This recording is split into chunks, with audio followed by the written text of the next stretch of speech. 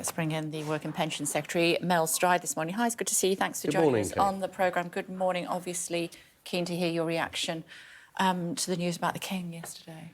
Well, very concerning, and I know that millions of people up and down the country will be concerned.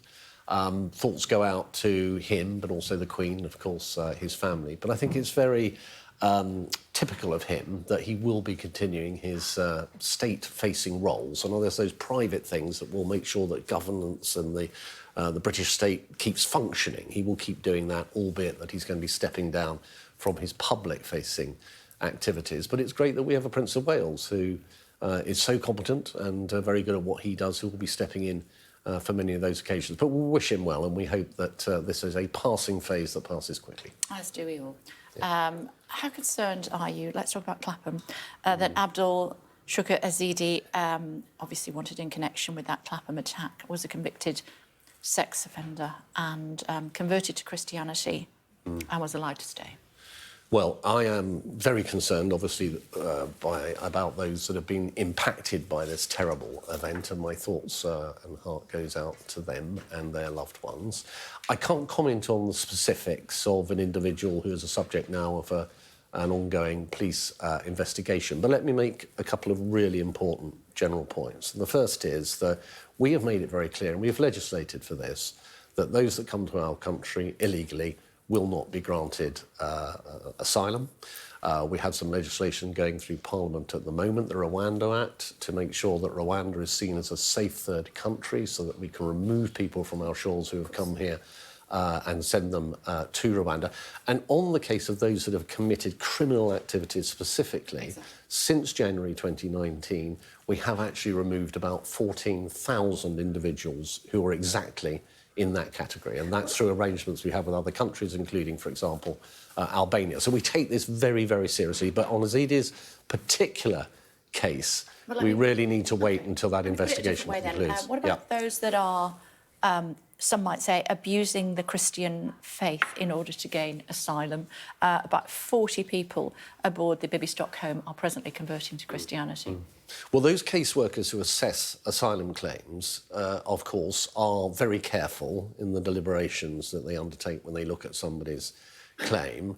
And I don't believe it's the case that they just simply take at face value the fact that somebody is of one faith one moment and decides to convert to another faith the next, with an obvious potential benefit in terms of asylum. They look at these cases extremely carefully. But I do think that in the case that we talk about with Azidi, it's going to be very important that we do look particularly carefully at that aspect. But as I say, at the moment, part of an ongoing police case, so not for me to speculate. OK.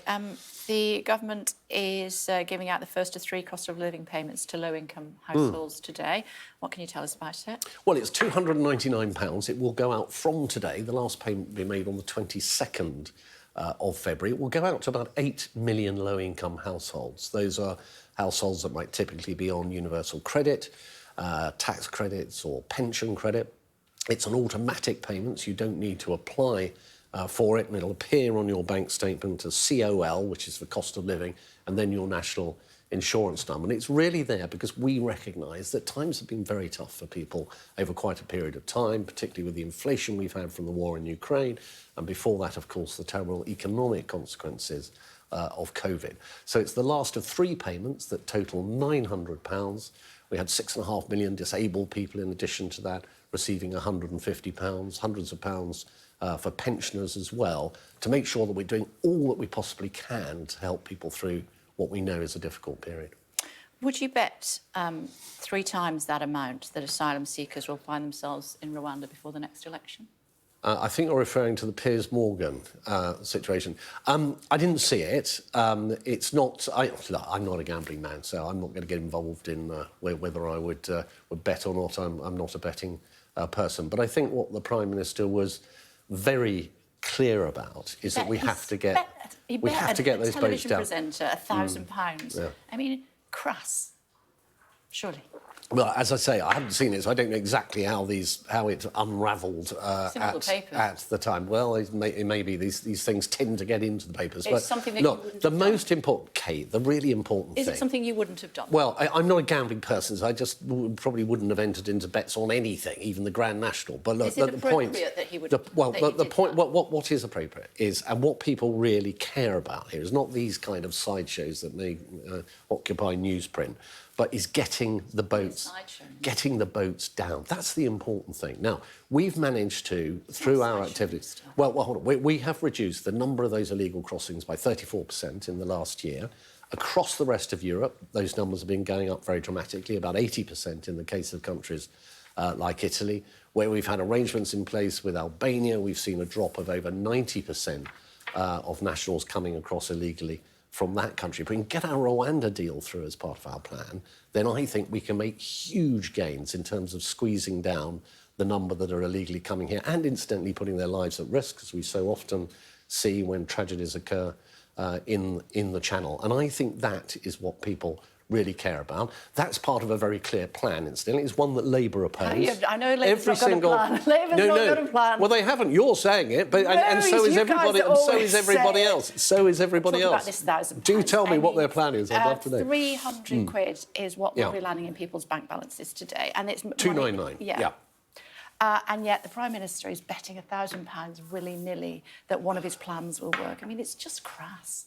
Well, as I say, I think all of that stuff, to me, I didn't see it, but it just seems to be a rather a sideshow to what is the main and the most important thing. What people really care about is they want to see illegal migration under control. And that is what we are definitely moving towards. We are seeing these numbers shrinking, 34% compared to the rest of Europe, where those numbers are going up, in some cases very dramatically.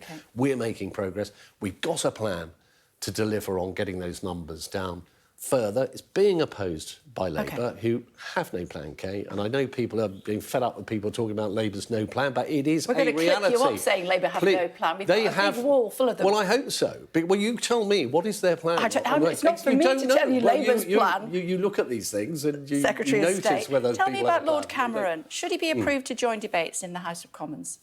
Well, look, there's a very clear set of conventions around those that appear on the floor of the House of Commons and at the dispatch box, and that is that if you're an elected member of the lower house, then I know. Then you can. And, but and the cross-party I procedure committees recommended that he should be allowed to come to the bar, which apparently is a white line. So correct. Yeah, it's just when you first walk into the chamber. Should that happen? Well, these are matters for Parliament and for the House of Commons because they are procedural. So they're not for the government. It's not for me as a minister to start opining on that. But let's see what comes out of that. But where we've had instances of that kind of situation in the past, in other words, a member of the Cabinet who is in the Lords, we have not done that. We have actually had, Peter Mandelson would be one example, had those ministers carrying out their function in the House of Lords. We have an excellent Cabinet Minister in Andrew Mitchell, who is able to take questions on foreign affairs at the dispatch box in the Commons. But these are matters for the Commons, and it'll be interesting to see what the Procedure Committee comes forward with. OK, well, that's what they've come forward with. They've recommended in the report that Lord Cameron should take questions from MPs at the bar. OK, well, I haven't read the report. I'm not sure how practical that is, sort of standing by the doorway while questions are directed at you. But anyway, I haven't read their report, so I'd have to have a look at the detail, I think. OK, well, you heard it here first on Sky News, didn't you? Well, I hear many things first on Sky News. It's good to see you, Minister. Thanks very much indeed for joining us.